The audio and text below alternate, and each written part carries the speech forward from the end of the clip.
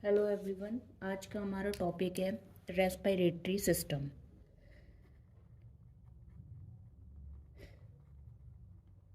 इससे पहले हम सर्कुलेटरी सिस्टम को कंप्लीट कर चुके हैं, जिसको आप प्रीवियस वीडियोस में जा कर के देख सकते हैं। ठीक है। तो रेस्पिरेटरी सिस्टम है क्या? रेस्पिरेशन क्या होता है? रेस्पिरेशन होता है ब्रीदिंग। ठीक है। ब्रीदिंग क्या है? ब्रीदिंग मतलब है कि सांस को लेना और सांस छोड़ना।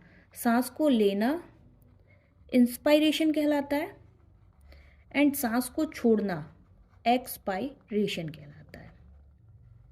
ठीक है। तो रेस्पायरेशन में क्या होता है? इंस्पायरेशन होता है एंड द एक्सपायरेशन।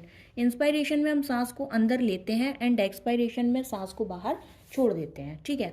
अब कैसे होता है पूरा प्रोसेस रेस्पायरेशन का, उसको समझने के लिए हम स्ट्रक्चर का सहारा लेंगे। उसको आप अच्छे से समझिएगा। ठीक है। तो रफली एक स्ट्रक्चर बना लेते हैं हम पहले।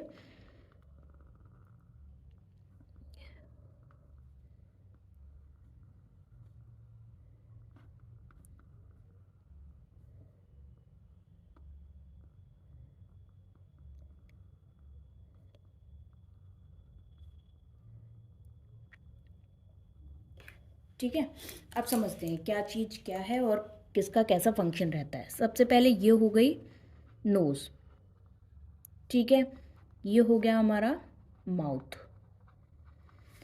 नोज़ एंड माउथ के बीच का पार्ट फेरिंग्स। यहाँ पर होता है एक एपीग्लोटिस। ठीक है। ये हो गया हमारा लैरिंग्स एंड ये हो गया हमारा ट्रैकिया, श्वास नली बोलते हैं जिसको। और ये हमारा फूड पाइप है, जिसका यूज़ जो है वो डाइजेस्टिव सिस्टम में है, रेस्पिरेटरी सिस्टम में कोई यूज़ नहीं है। ठीक है। अब इसको हम समझेंगे। सबसे पहले हम क्या करते हैं कि नोज़ के थ्रू जो एयर होती है उसको हम इनहेल करते हैं। ठीक है। फेरिंग्स में होते हुए वो कहाँ जाती है? वो मेन उसका काम है ट्रैकिया में जाना है, श्वास नली में। लेकिन क्या है कि ट्रैकिया के जस्ट पीछे क्या होता है? फूड पाइप होता है। ठीक है। अब खाना भी आ रहा है, एयर भी आ रही है, तो कैसे पता चलेगा कि किस नली में भोजन जाना है और किस नली में श्वास जानी है? तो इसका काम करता है हमारा एपिग्लोटिस। जब हम सांस लेते हैं तो वो इधर का पार्ट खोल देता है, जिससे क्या होता है कि श्वास नली में चली जाती है। और जब हम भोजन करते हैं तो वो इधर का पार्ट खोल देता है, जिससे कि फूड पाइप में हमारा भोजन चला जाता है। ठीक है। ये है लैरिंग्स। लैरिंग्स को हम वॉइस कॉर्ड भी कहते हैं। ठीक है। अब इसको हम डिटेल में समझेंगे एक फिगर के थ्रू। देखिए, सबसे पहले हमने जो रेस्पिरेशन स्टार्ट किया कहा लैरिंग से, तो सबसे पहले हम बनाएंगे लैरिंग्स को। ठीक है। लैरिंग्स में वॉइस कॉर्ड होते हैं, उनको बना देंगे। अब देखिए क्या होता है, यहाँ पर एक कंप्लीट कार्टिलेज मसल होती है, जो कि क्या करती है कि हमारे लैरिंग्स को और ट्रैकिया से जोड़ने का काम करती है, जिसे हम क्रिकॉइड कहते हैं। ठीक है। अब इसके नीचे क्या होगा? इसके नीचे होगा हमारा ट्रैकिया, यानी श्वास नली होगी। ठीक है। ट्रैकिया को भी एक कार्टिलेज मसल होती है जो कि होल्ड करके रखती है। ठीक है। इस तरीके से आगे जाके जो ट्रैकिया है वो हमारा दो पार्ट में डिवाइड हो जाता है। एक पार्ट तो लगभग सीधा सा ही रहता है और एक पार्ट हमारा इस तरीके से हो जाता है। ठीक है। इसके बाद अब इतना पहले हम समझ लेते हैं क्या चीज़ क्या है। ये हमारा है ट्रैकिया, जिस पर ये हमारा है लैरिंग्स, जिस पर वॉइस कॉर्ड प्रेजेंट होते हैं। ये हो गया हमारा लैरिंग्स। ट्रैकिया मैंने बता ही दिया आपको, ये हमारा है ट्रैकिया, श्वास नली है, इसको बोलते हैं ट्रैकिया। ठीक है। ट्रैकिया एंड लैरिंग्स एक कंप्लीट कार्टिलेज मसल से जुड़े हुए होते हैं, जिसको हम कहते हैं क्रीकॉइड। और ये क्या है? कंप्लीट कार्टिलेज मसल है। ठीक है। इसके बाद कार्टिलेज मसल वो मसल होती है जो बहुत ज़्यादा सॉफ्ट भी नहीं होती है और बहुत ज़्यादा हार्ड भी नहीं होती है, तो उनको हम कार्टिलेज बोलते हैं। तो जो लैरिंग्स है वो हमारे ट्रैकिया से कंप्लीट कार्टिलेज मसल्स के द्वारा जुड़ा हुआ होता है, जबकि ट्रैकिया को भी जो हमारी कार्टिलेज मसल्स हैं वो होल्ड किए रहती हैं ताकि स्क्वीज ना हो। ये अगर स्क्वीज हो जाएगा तो फिर जो मनुष्य है उसकी मृत्यु भी हो जाती है। तो ये होल्ड करके रखने का काम करती है ट्रैकिया को। ट्रैकिया क्या करता है, आगे जाकर के दो पार्ट में डिवाइड हो जाता है, तब इसको हम क्या बोलते हैं, ब्रोंकाई बोलते हैं। ब्रोंकाई, जब ट्रैकिया हमारा दो पार्ट में डिवाइड हो जाता है तो उसको हम ब्रोंकाई कहते हैं। ठीक है, अब ये क्या होता है, लेफ्ट साइड होती है, सॉरी ये होती है हमारी राइट साइड एंड ये होती है हमारी लेफ्ट साइड। तो जो राइट साइड का ब्रोंकाई होता है वो फिर से दो पार्ट में डिवाइड हो जाता है। ठीक है, जबकि लेफ्ट साइड का ब्रोंकाई हमारा तीन पार्ट में डिवाइड होता है। ठीक है, ये डिवीजन कंटिन्यू आगे चलते रहते हैं और ये 20 to 30 टाइम तक डिवाइड होता है, बट इसको हम इतना दिखा नहीं सकते हैं, आगे आप डिवीजन कर सकते हैं।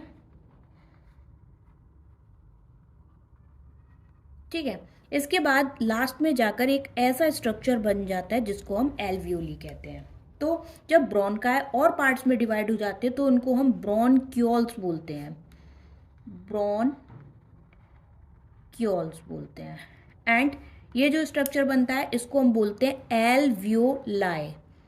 एल्वियोलाई, और मेन जो गैस एक्सचेंज का प्रोसेस होता है रेस्पिरेशन में वो एल्वियोलीज में ही होता है। अब इसको हम क्लियर समझने के लिए इसके ऊपर लंग्स भी बना देंगे।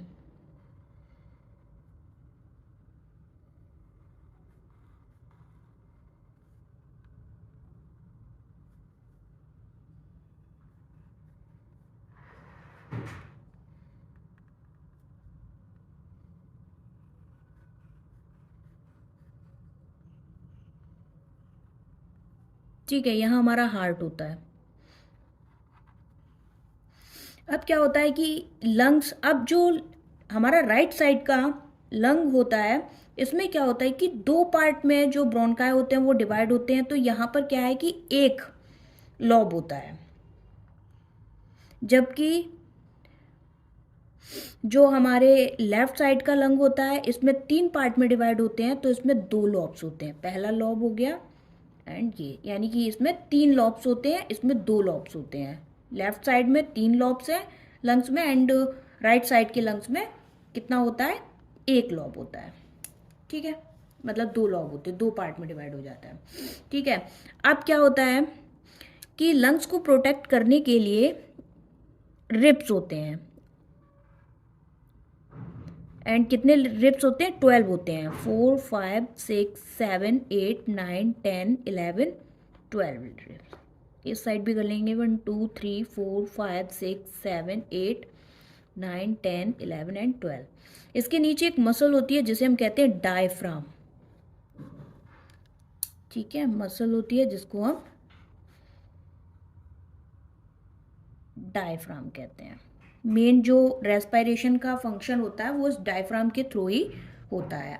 ठीक है, तो ये हमारा हो गया स्ट्रक्चर। अब इसको हम समझेंगे कि इसमें रेस्पिरेशन की प्रोसेस होती कैसी है, मतलब जैसे इंस्पायरेशन होता है तो वो किस तरीके से होता है एंड द एक्सपायरेशन होता है तो वो किस तरीके से होता है। ठीक है, ये जो कार्टिलेज मसल्स हैं वो इसको होल्ड करे रहेंगी।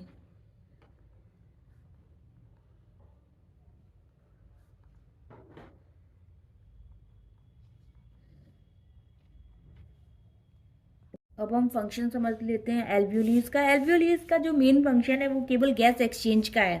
देखिए क्या होता है कि जो सर्कुलेटरी सिस्टम में जो हमारी पल्मोनरी आर्टरीज हैं वो डीऑक्सीजनेटेड ब्लड को लेकर के और हमारे लंग्स तक लेकर के आती हैं और वहाँ से वो ऑक्सीजन को रिसीव करके ऑक्सीजनेटेड ब्लड हो जाता है और उसके बाद वो बॉडी के डिफरेंट पार्ट में उसको पहुँचा देती हैं। ठीक है, तो पल्मोनरी आर्टरीज से निकली होती है कैपिलरीज। कैपिलरीज में क्या है कि CO2 की कंसंट्रेशन ज़्यादा होती है एंड O2 की कंसंट्रेशन कम होती है, जबकि अभी हमने क्या किया, एयर को इनहेल किया है जिसके कारण एल्वियोलीज में O2 की कंसंट्रेशन ज़्यादा होती है एंड CO2 की कंसंट्रेशन कम होती है। ठीक है, तो यहाँ पर क्या होता है कि जो गैसेज हैं उनका एक्सचेंज हो जाता है, ब्लड क्या करता है, ऑक्सीजन को ले लेता है और CO2 को यहाँ छोड़ देता है। ठीक है, इसको इस तरीके से भी समझ सकते हैं, जैसे इंस्पायरेशन की प्रोसेस में जो एयर में प्रेजेंट नाइट्रोजन है, ऑक्सीजन है एंड CO2 उसको हम बॉडी के अंदर इन करते हैं। तब हम नाइट्रोजन 78%, ऑक्सीजन को 21% एंड CO2 को 0.03% इनहेल करते हैं। बट जब हम एक्सेल करते हैं तो नाइट्रोजन तो जितना हम लेते हैं उतना का उतना बाहर निकाल देते हैं 78%। ऑक्सीजन हम लेते तो 21% है, बट हम एक्सेल कितना करते हैं 17%, यानी 4% का एब्जॉर्प्शन हो जाता है। एल्वियोलीज में प्रेजेंट जो ऑक्सीजन होता है उसको कौन ले लेता है, उसको ब्लड में प्रेजेंट हीमोग्लोबिन ले लेता है। और CO2 को हम कितना निकालते हैं, जबकि लेते 0.03% है बट हम निकालते 4% है। क्यों? क्योंकि जो ब्लड में प्रेजेंट CO2 होता है उसको क्या करता है कि एल्वियोली रिसीव कर लेता है और उसको फिर एक्सपायरेशन के थ्रू शरीर से बाहर निकाल देता है, तो जिसकी मात्रा जितनी हमने इन की है उससे ज़्यादा होती है। ठीक है, तो ये चीज़ फंक्शन एल्वियोली का समझ में आ गया कि इसका मेन फंक्शन गैस को एक्सचेंज करना है। ठीक है, अच्छा एक चीज़ और है, कंपटीशन में पूछा जाता है कि रेस्पायरेशन की प्रोसेस हमारी बॉडी में कितनी बार होती है या कितनी जगह होती है, तो 2 जगह होती है। ठीक है, एक तो मेन लंग्स में ही हो रहा है, ठीक है, जैसे हम वाह्य श्वसन भी कहते हैं। और एक क्या होता है कि जब ब्लड क्या करता है, ऑक्सीजन को रिसीव करके ले जाता है और सेल में जाता है, तो सेल में क्रेब्स साइकिल चलती है और जिसके कारण ऊर्जा उत्पन्न होती है। ठीक है, तो वहाँ पर भी रेस्पिरेशन हो रहा है, तो उसको क्या कहते हैं, उसको हम अंतः श्वसन कहते हैं। तो बॉडी में जो रेस्पिरेशन की प्रोसेस है वो हमारी 2 जगह कंप्लीट होती है। ठीक है, ये हमारा टॉपिक जो है वो कंप्लीट हो गया है कंपटीशन के पॉइंट ऑफ व्यू से। और फिर भी अगर आपको इसमें थोड़ा बहुत भी अगर चीज़ें डिटेल में और ज़्यादा जानी है तो आप बुक की थोड़ी सी हेल्प ले करके इस टॉपिक को और क्लियर कर सकते हैं।